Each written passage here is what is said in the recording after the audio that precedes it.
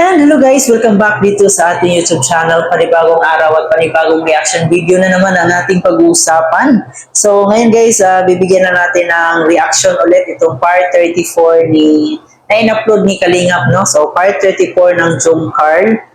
And ito nga is bumili na si Kalingap Rob ng mga karagdagang gamit, no, para matapos na talaga itong bahay ni Carla.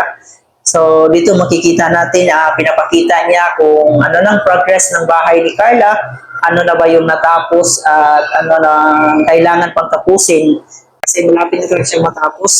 And yung labas niya is medyo okay na, finish na, tapos need lang siguro ng pintura. And sa loob naman, may kailangan pang dapat ayusin, may kailangan pang palitahan. So, talagang pinapabilisan niya talaga yung bahay ni Carla, no? Kasi sa tingin ko, next nito is yung pabahay naman kay Beyonce kasi nakahanap pa sila ng lote para kay Beyonce. So, kaya naman ating bibigyan ng reaction video ito ngayon. At kung trip mo ng ganitong klaseng reaction video, huwag kalimutan mag-like, share, comment sa ating video. And of course, mas-subscribe na rin kayo para sa karagdagang update sa Kalingap serye. So, kaya naman ating panonoorin itong part 34 ng Jomcar. And ito na, let's play the video. And of course guys, bago tayo magsimula, no, huwag kalimutan i-subscribe si Kalingap Rob, Kuya Bal Santos, at saka si Jackie Matubang. So, ayan, subscribe natin sila. And ito na, panoorin na natin to.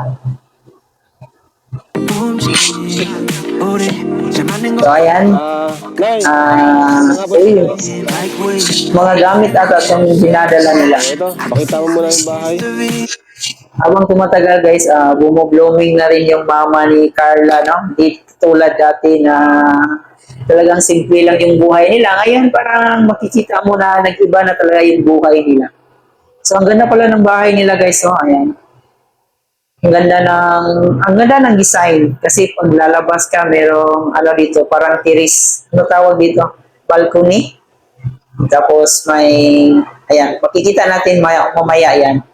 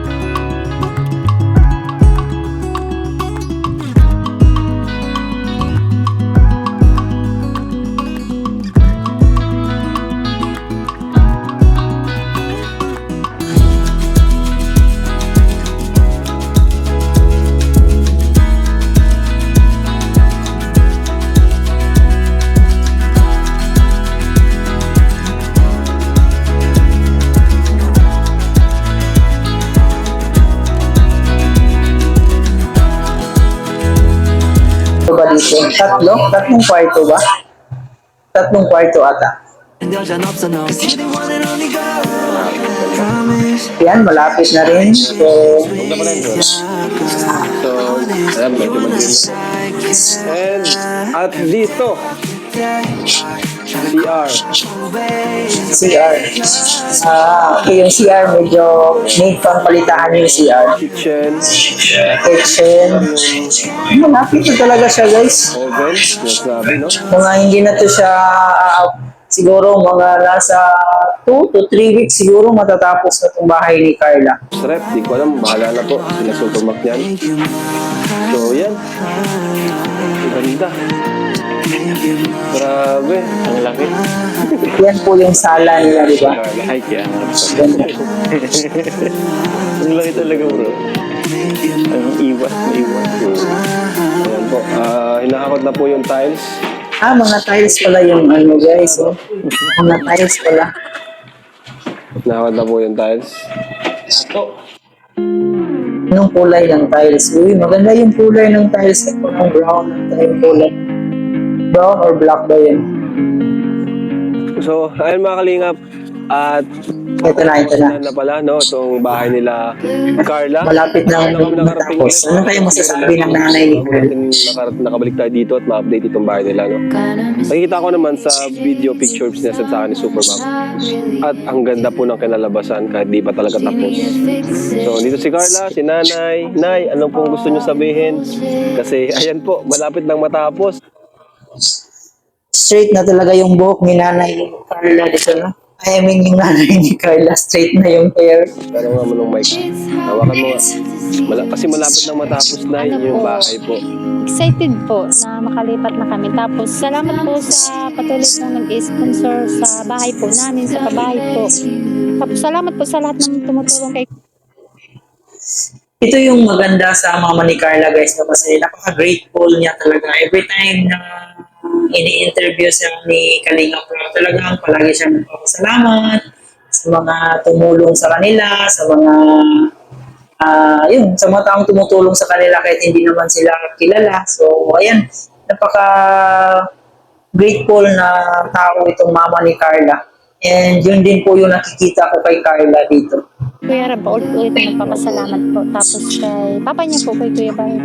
Sa Naalala niyo pa na, syempre, di niyo makakalimutan yung dati yung bahay, no? Opo. Tapos biglang ganito na. Opo, sabi ko nga po ni Carla, di niya daw po ma-expect na ganyan na kayong bahay. Kaya salamat po sa sa mga tumutulong. Dating pangarap niyo lang, ano na eh. Opo. Tapos ngayon, eto na. Anytime or siguro next week, pwede na kayo makalipat po. At ang ganda pa ng location. Lapit na talaga sa inyo. Ang weeks nyo lang po yung Itong bahay nyo na lapit sa inyo. sobrang perfect po ng lugar, pati yung bahay mismo, tatlo pati yung kwarto. At alam nyo ba na ito yung bahay nyo po yung pinakamalaking pabahay ko. Thank So you po. proud din po ako Thank kasi you po. Ayun. So, ito talaga yung pinakamalaking pabahay ni Kalinga Prab, no? And, ayun. Deserve naman ni Carla talaga itong pabahay na to kasi malaki-laki din naman yung kinita ng mga vlog niya, di ba? And napakadami ding sponsor na nagbigay kay Carla. And sa tambalan nilang Jomar at Carla talagang, ayun hindi natin masisisi yung mga tao kung bakit magugustuhan sila kasi talagang bagay na bagay din sila and yung pinapakita na sa tao is talagang napaka-natural at saka pinapakita talaga nila kung sino sila. So yung totoo talaga, no? Hindi katulad ng mga movie na nakikita natin na scripted lang.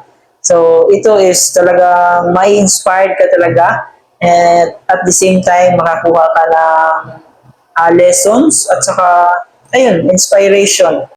And I think deserve naman sa pamilya ni Carla at ni Carla, no, yung mga nangyayari sa kanilang buhay kasi napakabait naman itong pamilya na to and ayun, pinapakita din nila yung karapat-dapat silang tulungan.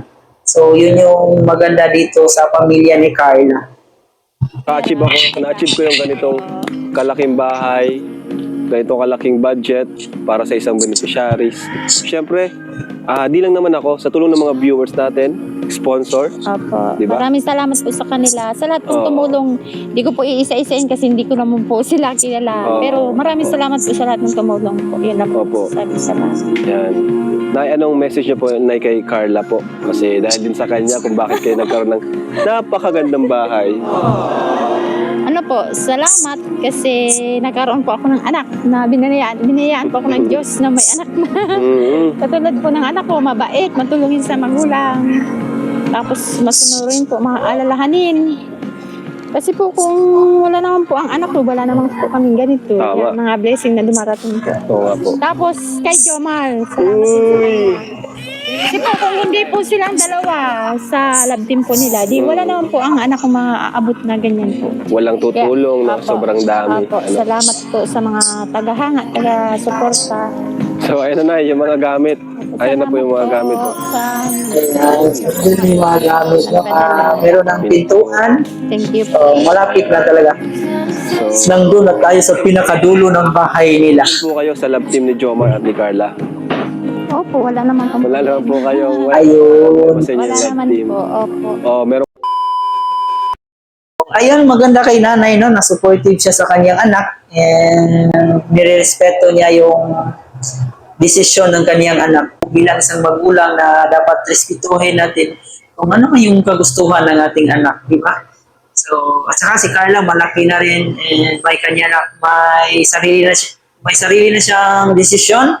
So, yun nga lang is kay Carla is iniisip pa rin niya talaga yung pamilya niya para sa kinabukasan niya, di ba? So, yun yung maganda kay Carla. Talagang pinag-iisipan niya bawat galaw niya. So, yun lang po guys. Maraming salamat sa panonood dito. And sanay kayo, kayo na-inspire din kayo sa kwento ng pamilya na to, no, ni Carla. So, huwag natin kalimutan suportaan kayo. Huwag kalimutang i-subscribe si Kalingap Rob and sa lahat po ng bumubuo ng Kalingap serye. So, ayan, suportahan natin yung lahat ng mga Kalingap Angels, Kalingap Beneficiaries. So, ayan, huwag niyong kalimutan i-subscribe. And of course, guys, huwag niyo na rin kalimutan i-subscribe yung channel natin. And ayan, maraming salamat. Kayo guys, kung kayo yung tatanungin, ano yung masasabi niyo sa pamilyang to? So, karapat-dapat ba silang, deserve ba nila yung mga tulong na natanggap nila ngayon from Kalingap Rob? So, ayan, ano yung mga komento nyo patungkol dito? So, ayaw kalimutan mag-comment sa baba. Maraming salamat and thank you for watching.